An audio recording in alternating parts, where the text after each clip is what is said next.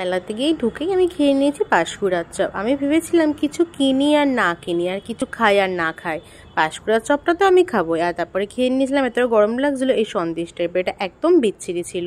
আর দেখো যত রাত বাড়ছে ততটা মেলাটার ভিড়ও বাড়ছিল। আর তারপরে দেখো আমরা একটা পিৎজা হাটাই দেখতে পেয়েছিলাম, তাই এটা ভেবেছিলাম পিৎজা একটুখানি খেয়ে ট্রাই করে দেখাই যায়। আর দেখো এই মেশিনটার মধ্যে ঢুকিয়ে দিচ্ছে আর দেখো অটোমেটিক তৈরি হয়ে যাচ্ছে।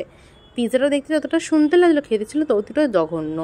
আর তারপরে এতটাই গরম লাগছে তাই মা বলে একটু মকটেল খাবে, তাই মা খেয়েছিল একটা মশলাদার মকটেল আর আমি খেয়েছিলাম ম্যাঙ্গো শেক। একটা ম্যাঙ্গো শেকটা খুব সুন্দর খেতে ছিল।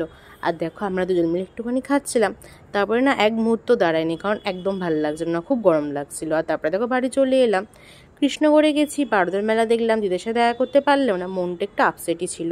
এইসব ভাবতে ভাবতেই না বাড়ি চলে এলাম। আর তার মধ্যে দেখো আকাশের চাঁদটাকে কত সুন্দর মায়াবী লাগছে, আকাশের চাঁদটা না যে অনেক সুন্দর লাগছিল। এই দেখতে দেখতেই না প্রায় বাড়ি চলে এলাম।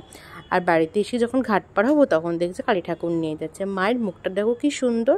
আর বাড়িতে আসতে না আসতে ঘন্টুর আর গুড্ডির পাগলামি শুরু। ঘন্টু তো চলে এসেছেই দেখতে, আর সাথে সাথে দেখো ঘন্টুকে দেখে দেখে গুড্ডিও চলে এসেছে। গুড্ডি না আমাদের বাড়িতে এখন বেশ কয়েকদিন ধরে থাকছে, কারণ এত গরম পড়েছে তো ঘরে এসি চলে, ওরা দুজনে আমাদের বাড়িতে একসাথেই থাকে।